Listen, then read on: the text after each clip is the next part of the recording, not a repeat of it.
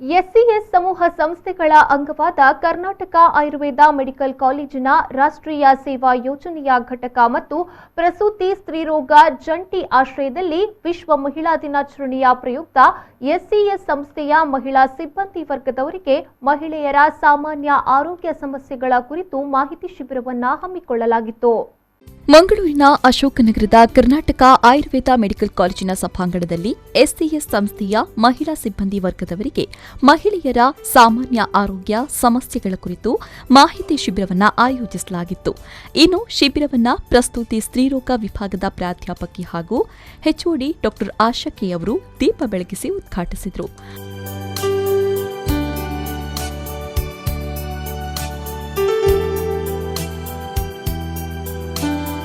ಬಳಿಕ ಮಹಿಳೆಯರ ಸಾಮಾನ್ಯ ಆರೋಗ್ಯ ಸಮಸ್ಯೆಗಳ ಕುರಿತು ಮಾಹಿತಿ ಕಾರ್ಯಾಗಾರ ನಡೆಸಿಕೊಟ್ರು. ನಾರ್ಮಲ್ ಅಂತ ಯಾವಾಗ ಹೇಳೋದು? ಇದು ನಾರ್ಮಲ್ ಅಂತ ಅಲ್ಲ ಅಂತ ನಮ್ಗೆ ಗೊತ್ತಾದ್ರೆ ಮಾತ್ರ ನಾವು ಅಬ್ನಾರ್ಮಲ್ ಅಂತ ಹೇಳ್ತಾರೆ. ಸೊ ಹಾಗಾದ್ರೆ ನಾರ್ಮಲ್ ಅಂದ್ರೆ ಏನು? ಸೊ ಋತುಸ್ರಾವ. ಸೊ ಇಲ್ಲಿ ಎಲ್ಲರೂ ಸಹ ಎಲ್ಲರಿಗೂ ಗೊತ್ತಿರುವಂತ ಸಬ್ಜೆಕ್ಟೇ. ಆದರೆ ಫಸ್ಟ್ ನಾರ್ಮಲ್ ಹೇಳಿ ಆಮೇಲೆ ಅಬ್ನಾರ್ಮಲ್ಗೆ ಹೋಗುವ ಅಂತ ಹೇಳಿ ಸಂತಾನೋತ್ಪತ್ತಿ ಪ್ರಕೃತಿದತ್ತವಾಗಿ ಮಹಿಳೆಗೆ ನೀಡಲಾದ ಕರ್ತವ್ಯ. ಇದೊಂದು ಕರ್ತವ್ಯ ಪ್ರಕೃತಿ ಮಹಿಳೆಗೆ ನೀಡಿರುವಂಥದ್ದು. ಸೊ ಇದರಲ್ಲಿ ಆ ಕರ್ತವ್ಯದಲ್ಲಿ ಋತುಸ್ರಾವ ಅನ್ನೋದು ಒಂದು ಅವಿಭಾಜ್ಯ ಪ್ರಕ್ರಿಯೆ. ಕಾರ್ಯಕ್ರಮದ ಅಧ್ಯಕ್ಷತೆಯನ್ನ ಎಸ್ಸಿಎಸ್ ಸಮೂಹ ಸಂಸ್ಥೆಯ ಆಡಳಿತಾಧಿಕಾರಿ ಯುಕೆ ಖಾಲಿದ್ ವಹಿಸಿ ಮಾತನಾಡಿದರು. ಪುರುಷರಿಗೆ ಸಮಾನ ರೀತಿಯಲ್ಲಿ ಮಹಿಳೆಯರು ದೇಶ ಕಟ್ಟುವಲ್ಲಿ ಸಹಕಾರವನ್ನು ನೀಡ್ತಾ ಇದ್ದಾರೆ. ಜೊತೆಗೆ ಸಮಾಜ ಹಾಗೂ ಕುಟುಂಬ ನಿರ್ವಹಣೆಯಲ್ಲೂ ಪ್ರಮುಖ ಪಾತ್ರ ವಹಿಸಿಕೊಳ್ತಾ ಇದ್ದಾರೆ ಅಂತ ಹೇಳಿದರು. ಹೆಣ್ಣಿಗೆ ಯಾವುದೇ ಸ್ಥಾನಮಾನ ಇಲ್ಲದಂತಹ ಒಂದು ಕಾಲಘಟ್ಟ ನಮ್ಮ ಮುಂದೆ ನಡೆದು ಹೋಗಿದೆ.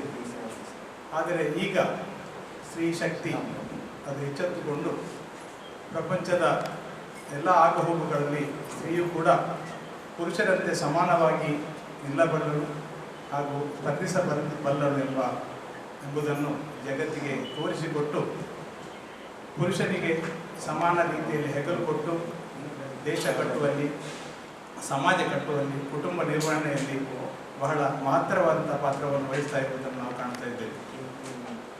ಇಂತಹ ಸಂದರ್ಭದಲ್ಲಿ ಅಂತಾರಾಷ್ಟ್ರೀಯ ಮಹಿಳಾ ದಿನಾಚರಣೆ ಅದು ಕೇವಲ ಒಂದು ದಿನಕ್ಕೆ ಸೀಮಿತಗೊಳಿಸುವುದನ್ನು ನಾನು ಖಂಡಿತವಾಗಿ ಮೆಚ್ಚುವುದಿಲ್ಲ. ಯಾಕಂತ ಹೇಳಿದರೆ 365 ದಿವಸ ಕೂಡ ಒಂದು ಹೆಣ್ಣಿನ ದಿನವೇ ಅಂತ ಹೇಳ್ಬೋದು. ಯಾಕಂದರೆ ಹೆಣ್ಣು ಇಲ್ಲದ ಒಂದು ಜೀವನವನ್ನು ನಾವು ಕಲ್ಪಿಸಲು ಕೂಡ ಸಾಧ್ಯವಿಲ್ಲ.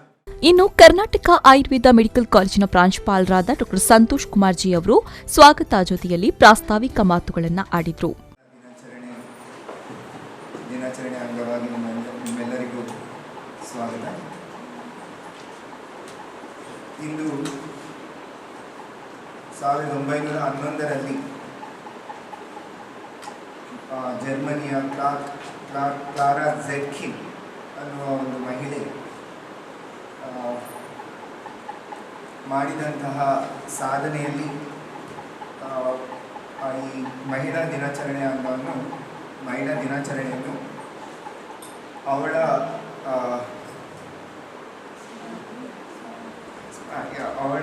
ಒಂದು ಕೊಡುಗೆ ಅಂತ ಹೇಳ್ಬೋದು. 1911ರಲ್ಲಿ ಇದನ್ನು ಫಸ್ಟ್ ಆಚರಣೆ ಮಾಡಲಾಯಿತು. ಅದು ಫೆಬ್ರವರಿ 28ಕ್ಕೆ. ಆದರೆ ಅದನ್ನು ಲೇಟರ್ 1913ರಲ್ಲಿ ಮಾರ್ಚ್ 8ರಂದು ವಿಶ್ವ ಮಹಿಳಾ ದಿನಾಚರಣೆಯನ್ನು ಆಚರಿಸಿದ್ದೇವೆ. ಈ ವೇಳೆ ಉಪಪ್ರಾಂಶುಪಾಲರಾದ ಡಾ ಜೆಸಿಂತಾ ಎಂ ಡಿಸೋಜಾ, ಎಸ್ಸಿಎಸ್ ನರ್ಸಿಂಗ್ ಕಾಲೇಜಿನ ಪ್ರಾಂಶುಪಾಲರಾದ ಲೋಲಿಟಾ ಎಸ್ಎಂ ಡಿಸೋಜಾ, ರಾಷ್ಟ್ರೀಯ ಸೇವಾ ಯೋಜನಾಧಿಕಾರಿ ಡಾ ಅಜಿತ್ ಕಾಮತ್ ಸೇರಿದಂತೆ ಮತ್ತಿತರರು ಉಪಸ್ಥಿತರಿದ್ದರು. ಕಾರ್ಯಕ್ರಮವನ್ನು ಡಾ ಶ್ರುತಿ ಎನ್ ಭಟ್ ಅವರು ನಿರೂಪಿಸಿದರು. ನಾಗೇಶ್ ಕಾವೂರು, ವಿ4 ನ್ಯೂಸ್, ಮಂಗಳೂರು.